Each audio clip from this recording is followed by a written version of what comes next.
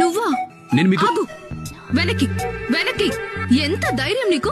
మా ఇంటికే వచ్చి నేను చెప్పింది అబద్ధమని రుజువు చేస్తావా? నీకు ఇంట్లోకి ప్రవేశం దొరకదు. అలాగే ఇక్కడ ఎవరు నీ మాట వినేవాళ్ళు లేరు. వెళ్ళిక్కడి నుంచి. ఆకలిస్తుంది. తినడానికి ఏదైనా తీపి ఉందా? నీకు మొహమాటమే లేదా? ఈ పని చేయడానికి కూడా శ్రీనివాస్ కోసమే ఎదురు చూస్తావా? శ్రీనివాస్ వచ్చి ఈ పని చేస్తాడు, ప్రతి పని శ్రీనివాసే చేస్తాడు. దీన్ని ఏమంటారో తెలుసా? దీన్ని ఏమంటారు అంటే పని దొంగ అని. ఏంటి? లేదు మాట్లాడు, నేను చేస్తాను. నేనున్నాను కదా. శ్రీనివాస్ ఉన్నది ఎందుకు? ఈ పనులన్నీ చేయడానికే కదా. నేను ఇక్కడి నుంచి 2 రోజుల్లో వెళ్ళగొట్టాలని నిర్ణయించుకున్నాను. ఇప్పుడు అర్థమవుతుంది నీకు నువ్వు ఎవరితో పెట్టుకున్నావు.